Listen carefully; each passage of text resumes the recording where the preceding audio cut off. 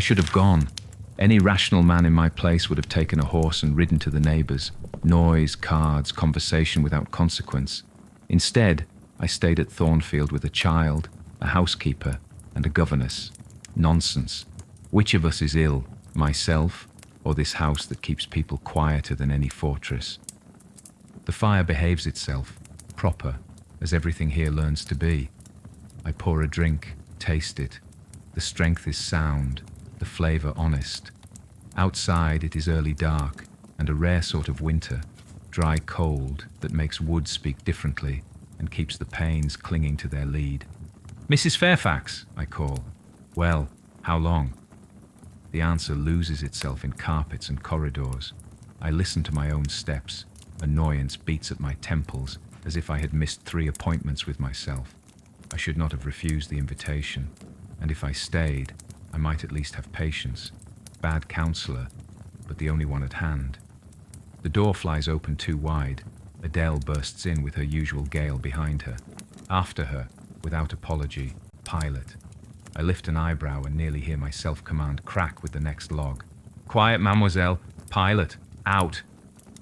Naturally, neither obeys. The girl spins on the rug. The dog sweeps a century's dust with his tail. And yet, they smell not of winter, but of life. Adele is neater now. Her eyes are no longer empty sparks, but candles with a wick. A woman's hand can do what a man's cannot. Straighten inner disorder not with a slogan, but with habit. The house I never much liked begins to appear, tolerable. Cozy is a soft word, but tonight it is true. If I confess one thing more, I do not dislike the waiting. I, who am no patient man, sit by the fire and wait for a governess. Curious. "Mrs. Fairfax," again. "How long does a lady take to come down?" I have a neat chain of remarks prepared about punctuality and propriety. The door opens and the words fall apart like ash at a touch of the fender. She enters quietly, as do those who never claim the air. The same plain dress, and in it, somehow, dignity. Charcoal on her fingers. I see her at a table in my mind, a severe sheet, black dust, an attention that asks for no praise.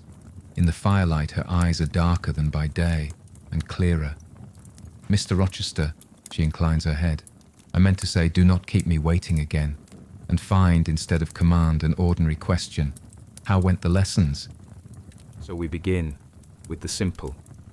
Adele stitches herself between our sentences like a needle and draws the talk into a straight seam, bows to show, a French refrain to hum.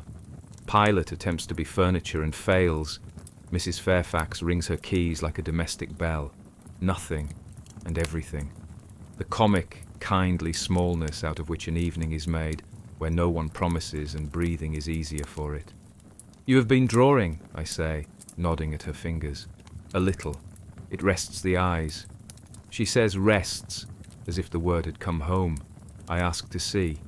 She hesitates, not coyly, but as one to whom the thing matters more than the verdict. We look at the pages.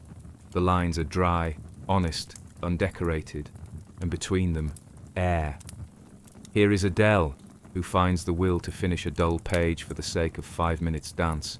Here is Pilot, who knows more words than he pronounces. Here bows with apples and cloves, scented strongly enough to taste. I dislike giving praise, but silence would be ill-bred. "This is good," I say, "because you see things as they are when no one looks at them." She is surprised at a compliment she did not expect. I am surprised at a word I did not plan. The great answers with a gentle click, as though it approved the interruption.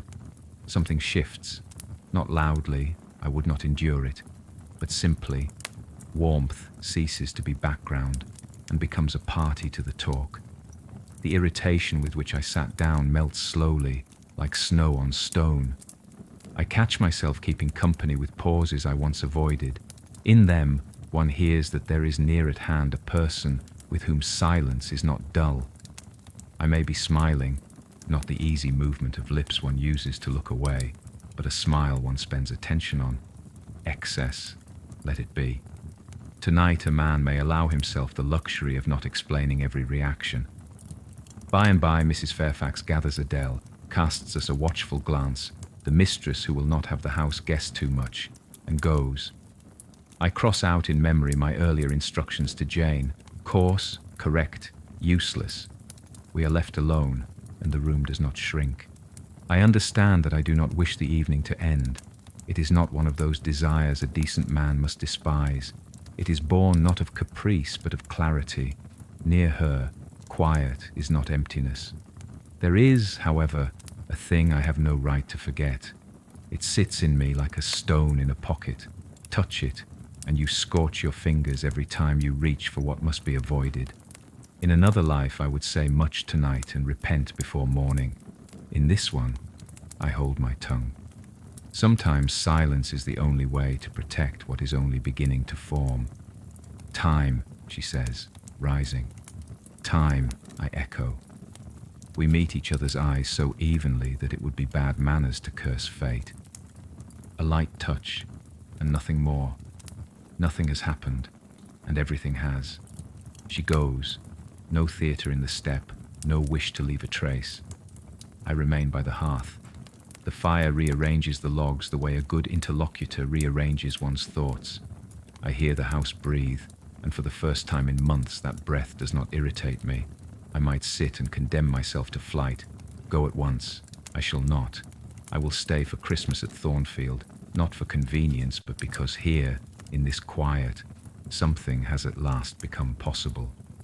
I cannot give promises that will break upon the stone in my pocket, but I can keep myself in hand, not to deceive, not to inflame, not to ruin, to watch, to do good where I can, and to wait for the hour when truth finds words and does not kill what was born of warmth rather than whim.